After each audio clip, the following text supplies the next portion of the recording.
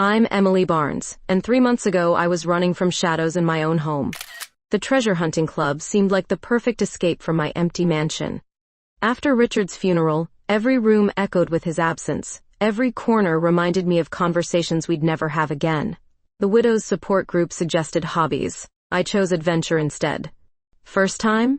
The club coordinator handed me a GPS device and cryptic map. The autumn hunt is our most challenging. You'll need all your wits. I studied the weathered paper with its strange symbols and coordinates. Durham's historic district sprawled before me. Tobacco warehouses and forgotten corners holding secrets I desperately needed to uncover. Anything was better than sitting in that suffocating house, pretending grief was my only companion. The first clue led me through downtown's brick-lined streets. Past the old American tobacco campus, beyond the gentrified shops selling expensive coffee to Duke students. My heels clicked against wet pavement as October rain threatened overhead. The coordinates pointed to an abandoned warehouse district. I checked my phone twice, certain I'd made a mistake. But there it was, exactly where the map indicated. A rusted metal door hidden behind overgrown ivy, with a small bronze plaque barely visible through decades of neglect. I pushed through the vegetation, tearing my cashmere coat on thorns. The door creaked open to reveal a narrow staircase descending into darkness. My heart raced, but not from fear.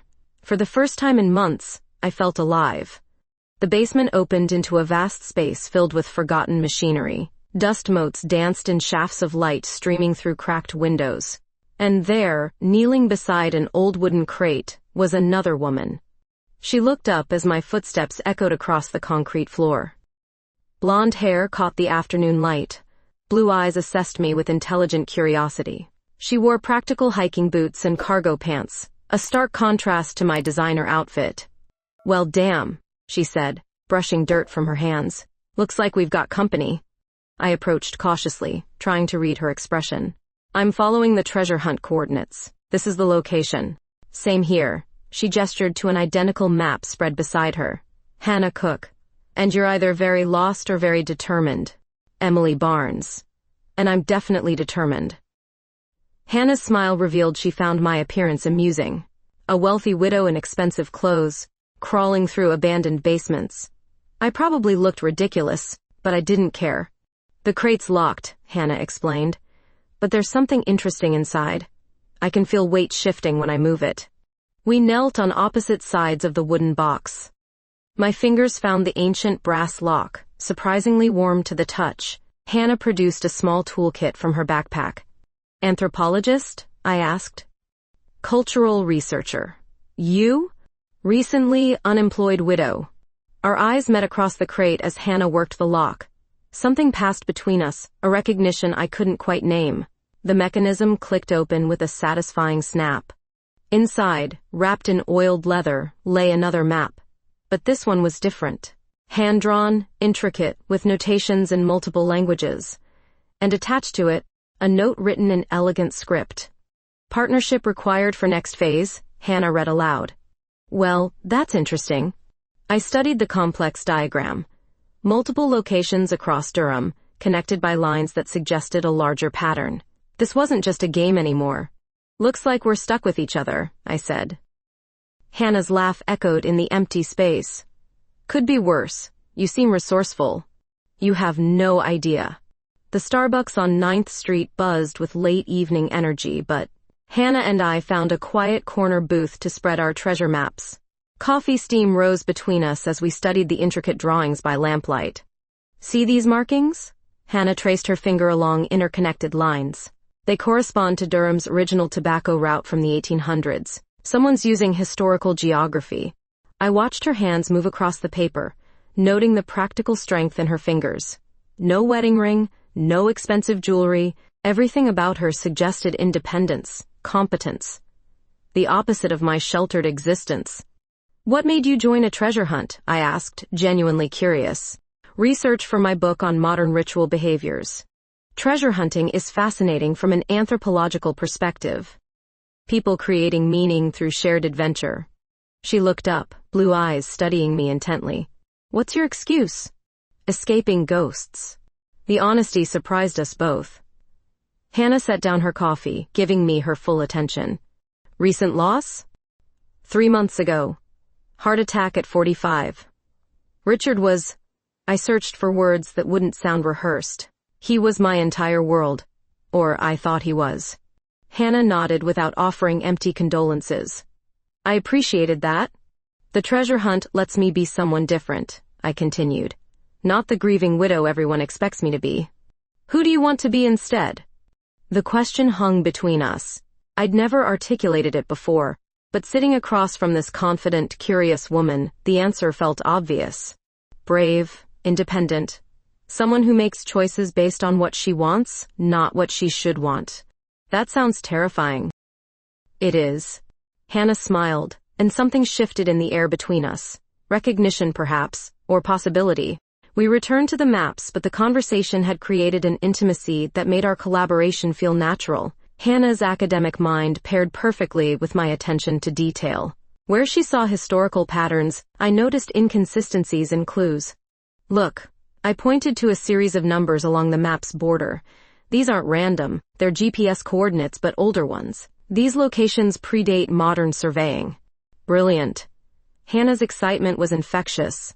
Someone's layered modern treasure hunting over historical sites. We're not just following clues, we're retracing Durham's forgotten history.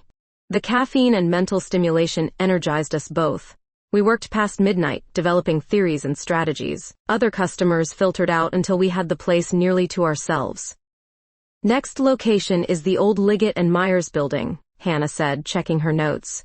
But it's been converted to luxury apartments. We can't exactly go exploring. Actually, we can. I pulled out my phone, scrolling through contacts. Richard's business partner owns several units there. I can get us access. Hannah raised an eyebrow. Convenient. One advantage of the wealthy widow life. Doors open when you mention the right names. And you're okay using those connections for treasure hunting? I'm learning to be okay with lots of things. We packed up our materials as the staff began cleaning around us. Walking to our cars, the October night felt charged with anticipation. Hannah's practical SUV sat next to my pristine Mercedes sedan, two vehicles that perfectly represented our contrasting worlds. Tomorrow night? Hannah asked, keys in hand. 8 o'clock. I'll arrange building access. We stood facing each other in the empty parking lot, neither quite ready to leave. The evening had created something neither of us expected. Partnership, but deeper than that. Connection. Emily. Yes? Hannah stepped closer. Close enough that I could see gold flecks in her blue eyes. I'm glad we found that crate together. So am I. She reached out, briefly touching my hand. The contact sent warmth shooting up my arm, surprising in its intensity. Get home safe, she said softly. I watched her drive away, standing alone under the streetlights. For the first time since Richard's death, I felt anticipation for tomorrow instead of dread. The Liggett and Myers building towered above us in the darkness, its converted luxury facade hiding decades of tobacco industry history. I'd arranged access through Richard's partner, though explaining why I needed. To explore the basement at 9 p.m. required creative storytelling. Impressive, Hannah said, shouldering her backpack full of research equipment. Your connections run deep. Money opens doors, sometimes literally.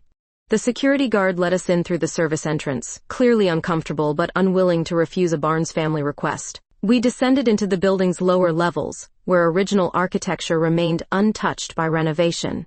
This is incredible, Hannah whispered, running her flashlight along exposed brick walls. Look at these tobacco sorting marks. They're still visible after all these years. I watched her examine the historical details with genuine excitement. Her passion for uncovering forgotten stories fascinated me. Richard had never shown such enthusiasm for anything except quarterly profit margins. The treasure map led us deeper into the basement complex, through corridors that hadn't seen visitors in decades. Our footsteps echoed in the musty air, flashlight beams dancing across abandoned machinery. Here, Hannah stopped at a metal door marked with symbols matching our map. This has to be it. The door opened onto a room filled with vintage radio equipment, massive transmitters and receivers, some dating back to the 1960s, covered every surface. Dust-covered dials and gauges suggested sophisticated communication capabilities.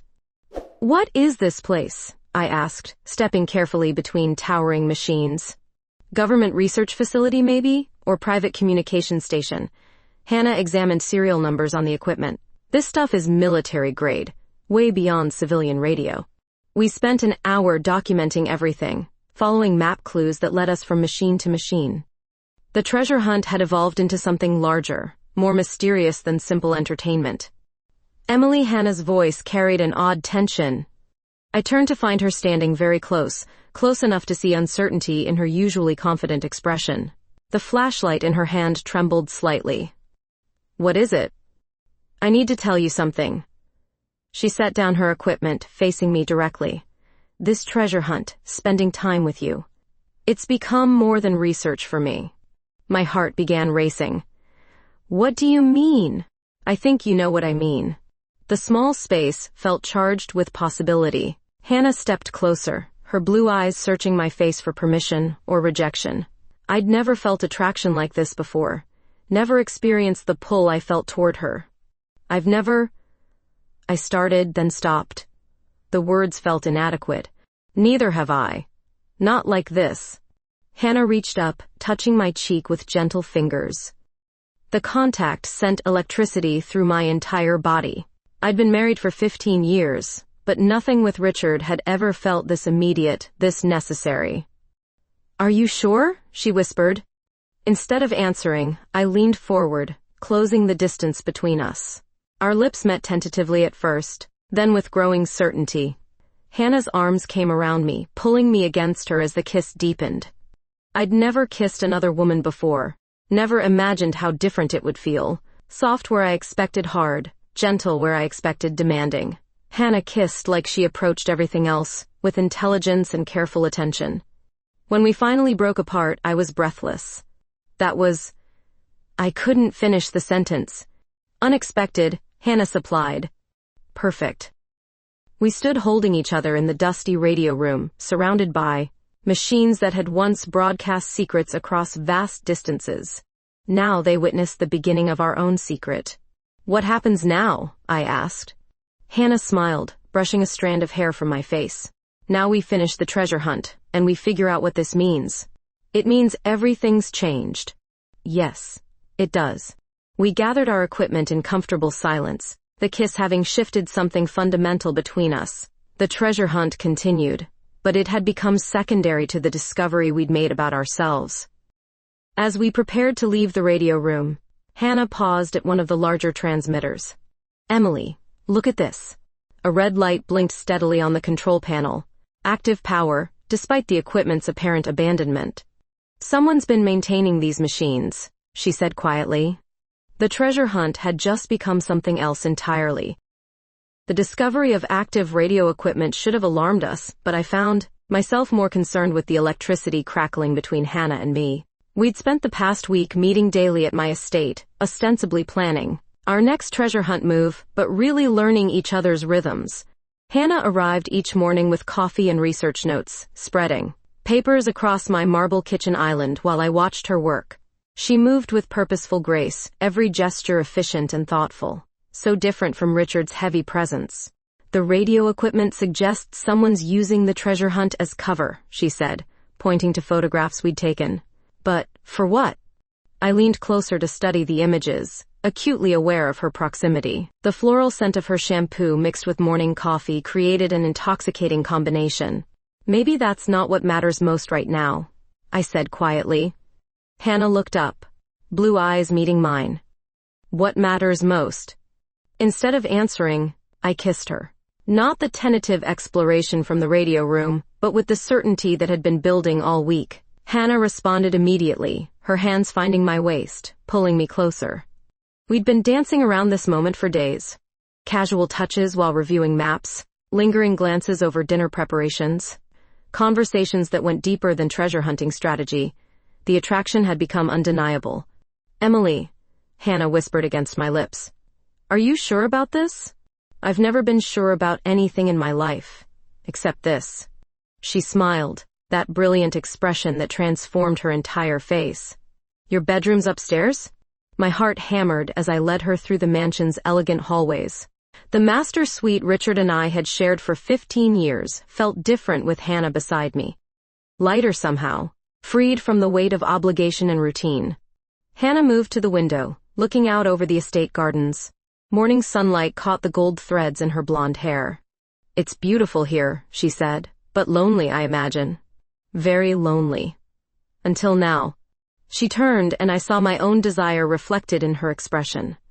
We came together slowly, savoring each moment of discovery. Hannah's hands were gentle but confident as she began unbuttoning my silk blouse. "I want to know all of you," she whispered. Our lovemaking was tender exploration. Nothing like the perfunctory intimacy my marriage had become. Hannah touched me like I was precious, worth cherishing. She mapped my body with careful attention, learning what made me gasp with pleasure. When I returned her focus with equal intensity, her response was freely given, unguarded.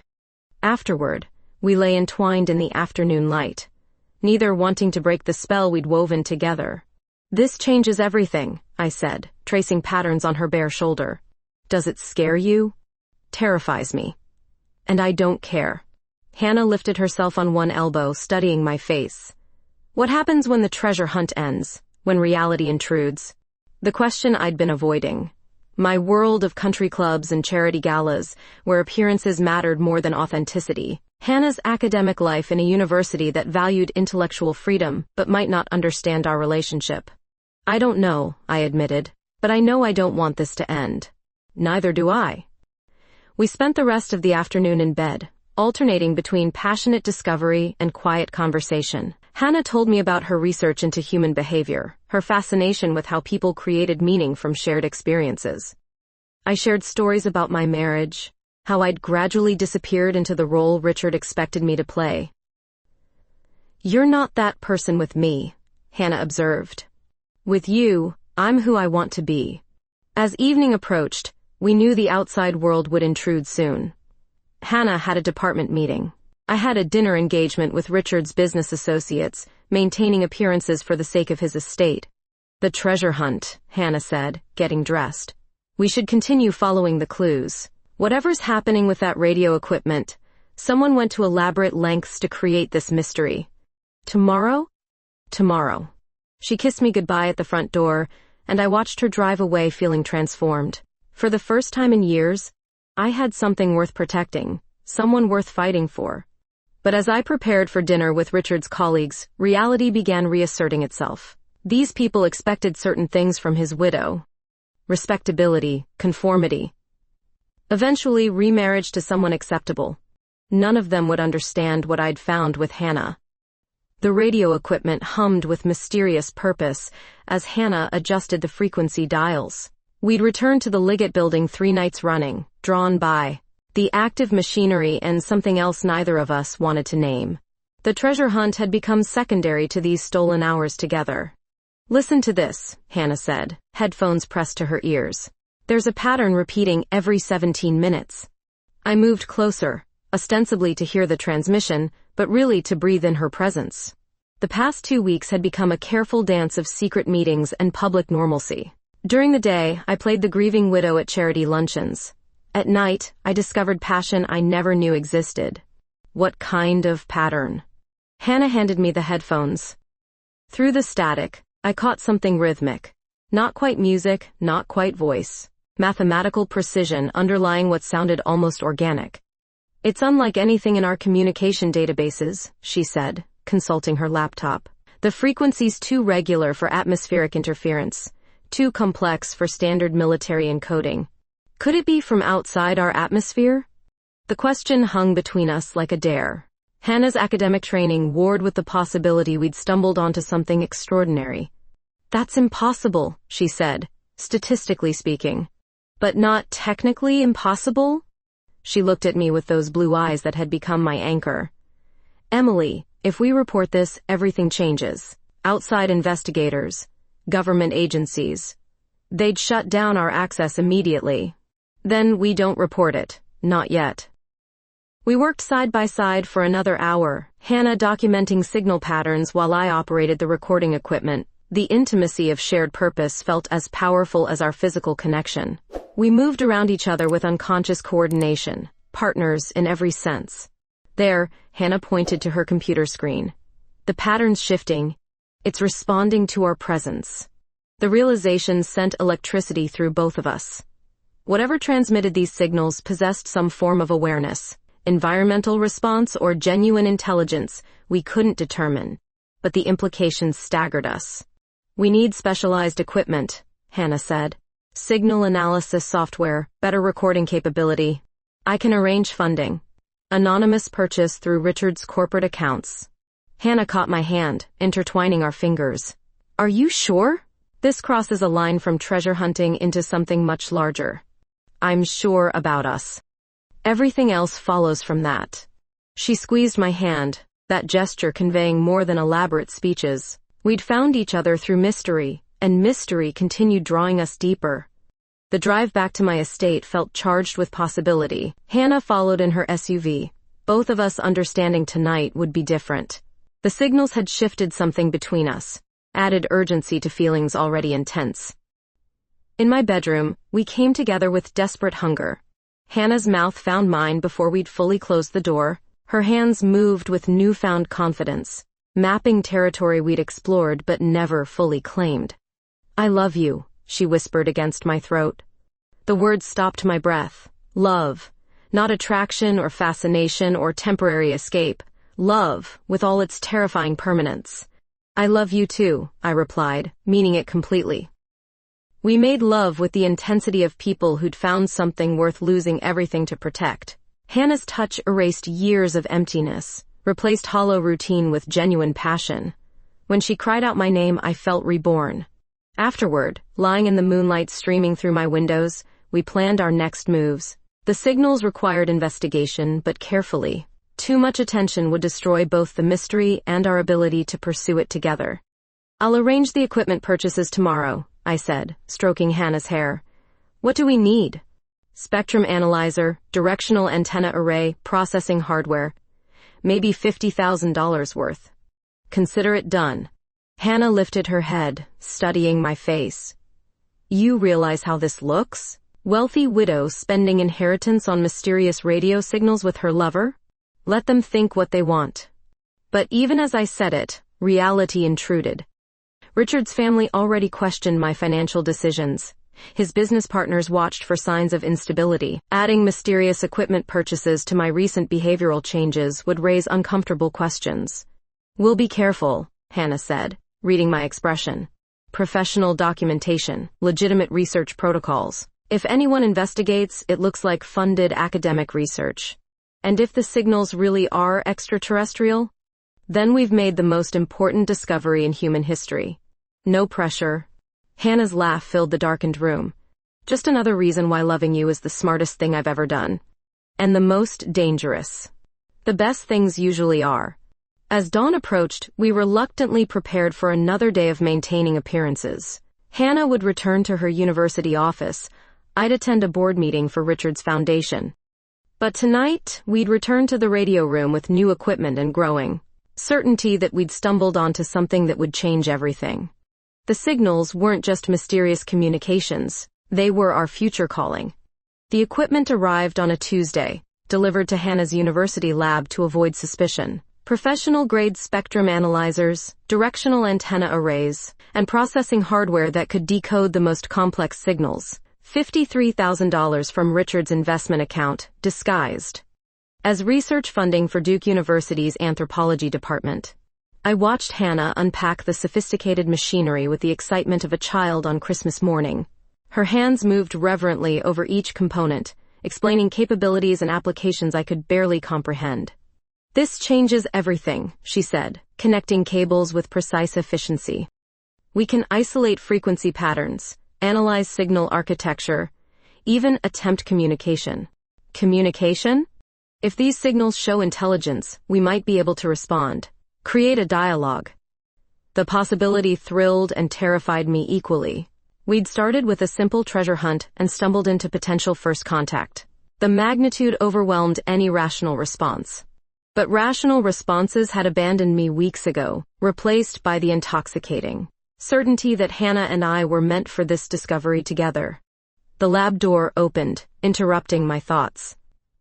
Dr. Patricia Wells, Hannah's department head, entered with the measured stride of academic authority. "Hannah, I need to discuss your recent equipment requisition." My heart stopped.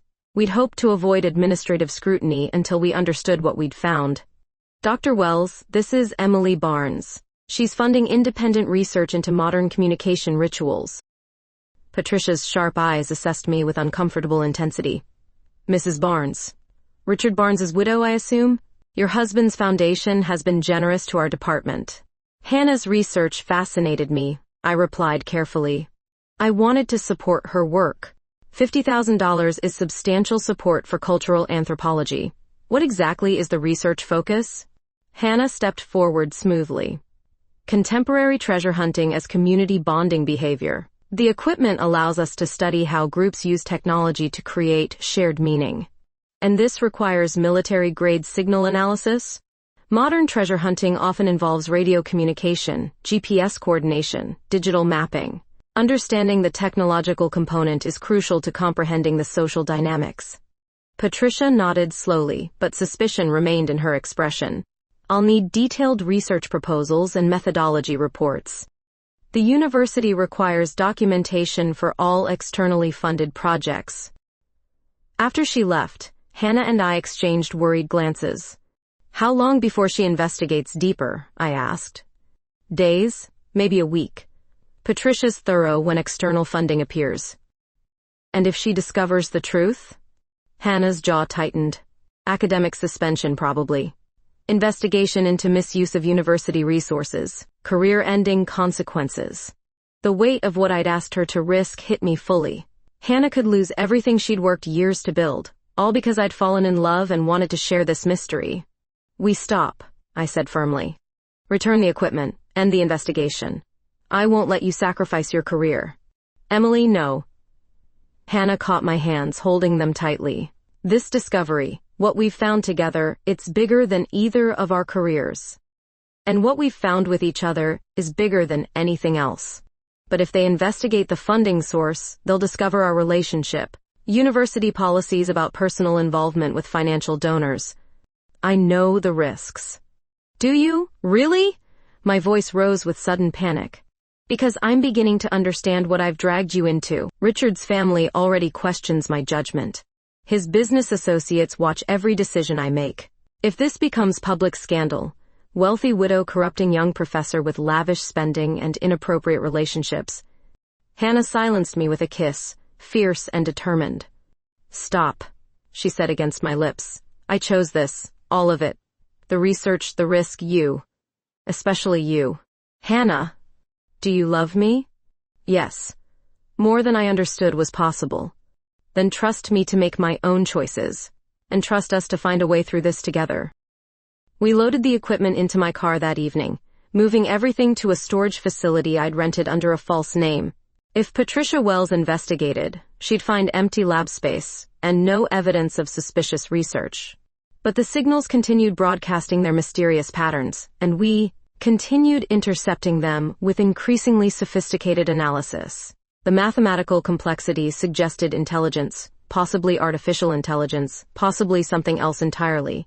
"Look at this," Hannah said, pointing to her latest recordings. "The patterns are shifting toward our analysis frequency range. Whatever's transmitting knows we're listening and is adapting its communication method.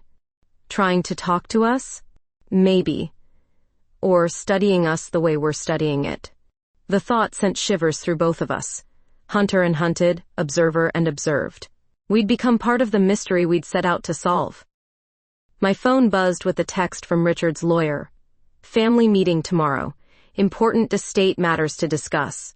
Hannah saw my expression change. "What is it?" "Reality calling. Richard's family wants another conference about his estate. They've been asking questions about my spending, my social activities, my mental state." "They know about us?" "They know something's changed, and they intend to find out what." Richard's family law office felt like a tribunal. His brother Marcus stood behind the mahogany conference table, flanked by the estate attorney and financial advisor. Their expressions ranged from concerned to accusatory as I took my seat across from them.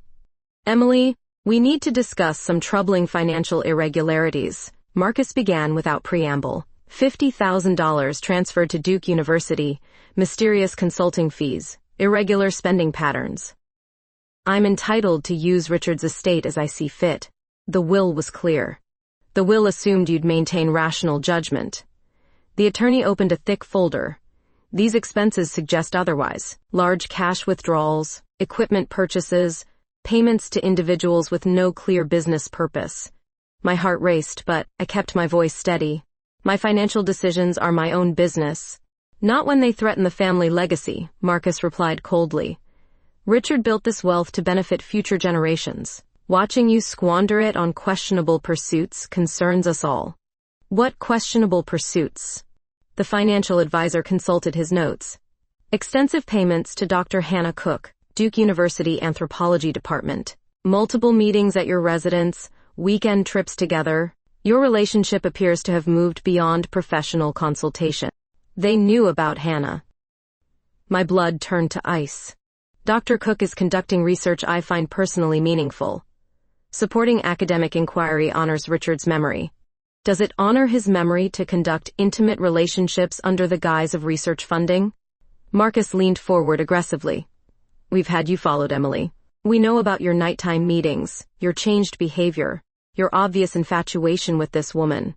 The word infatuation hit like a slap. Reducing my love for Hannah to something shallow and temporary revealed exactly how they saw me. Richard's decorative widow, temporarily confused by grief and loneliness. My relationship with Hannah is none of your business.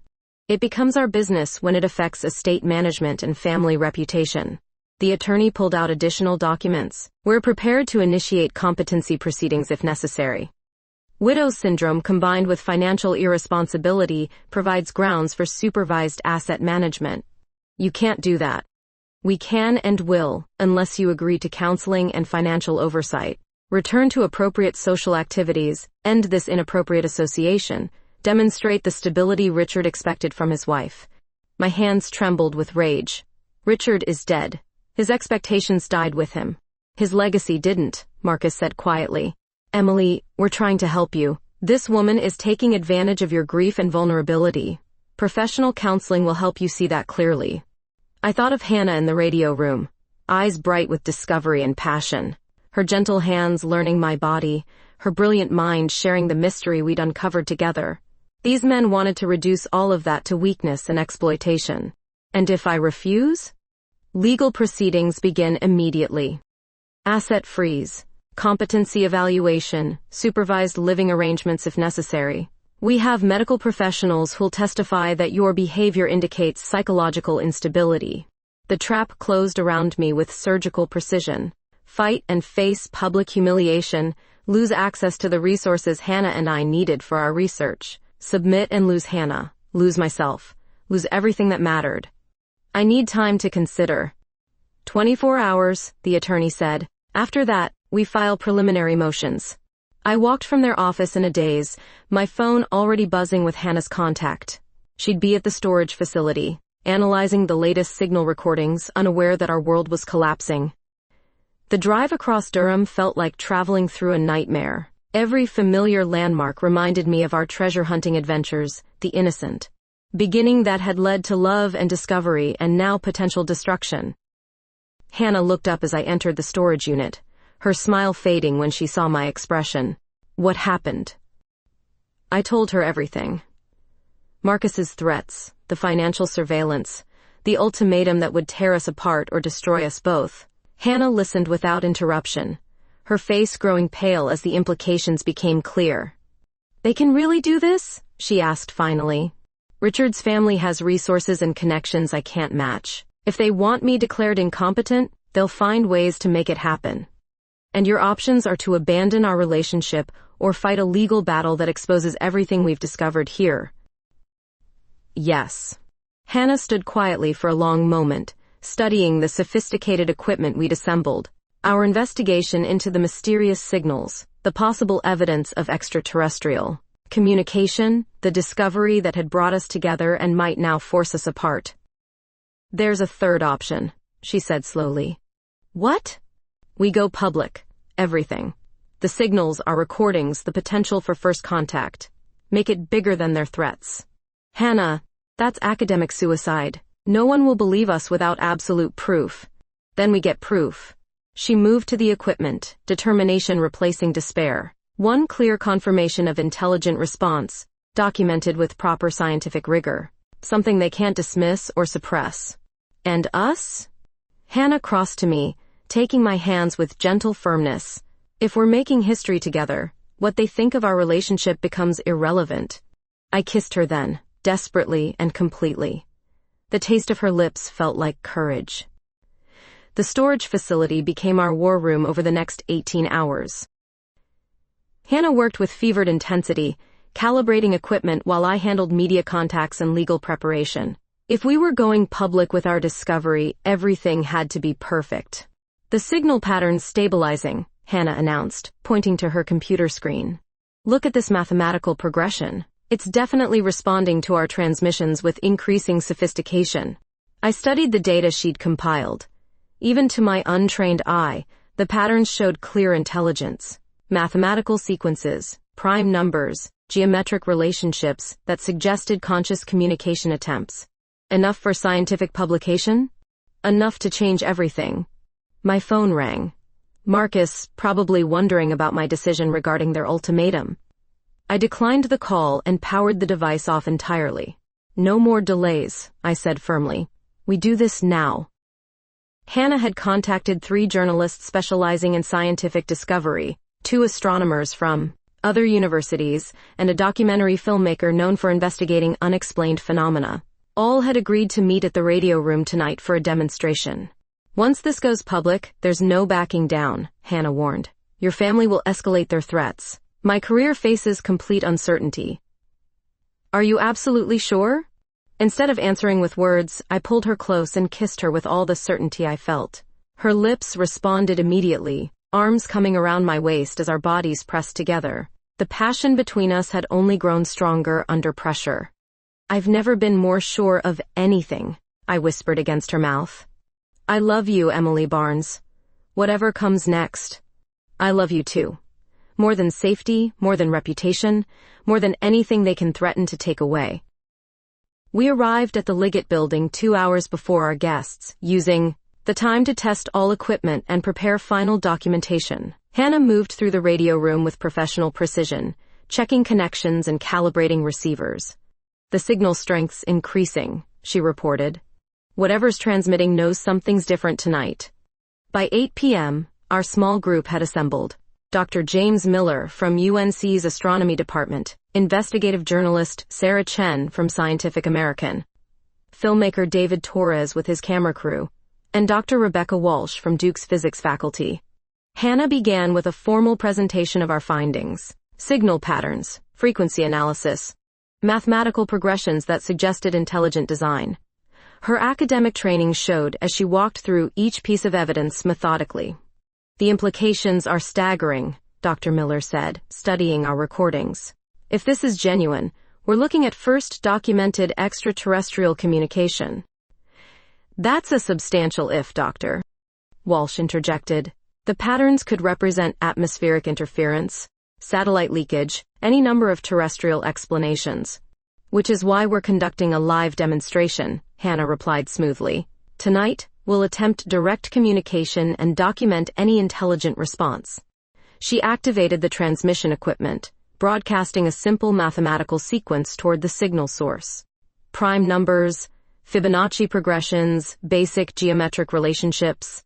For 20 minutes, nothing happened. Our guests grew restless, skepticism replacing initial excitement.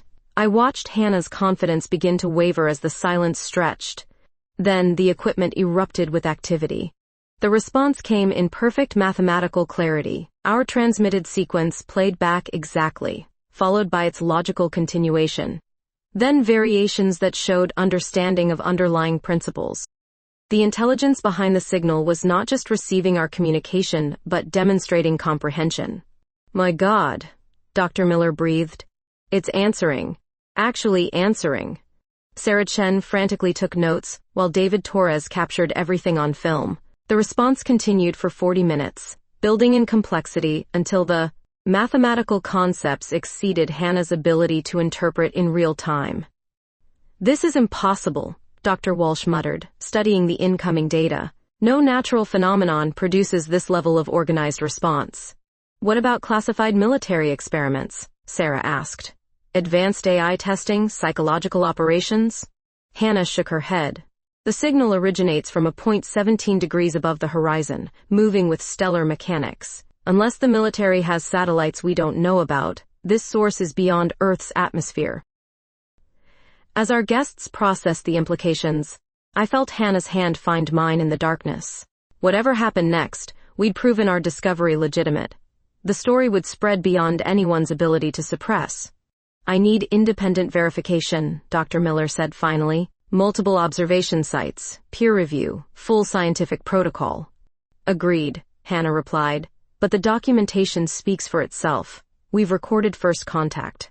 After our guests departed, promising immediate investigation and publication, Hannah and I stood alone in the radio room surrounded by evidence of history's most important discovery. "We did it," she said softly. "Yes, we did." "What happens tomorrow?" I thought of Marcus and his threats, the legal papers he'd prepared, the life of conventional respectability he wanted to force on me. "Tomorrow we face the world together, whatever comes."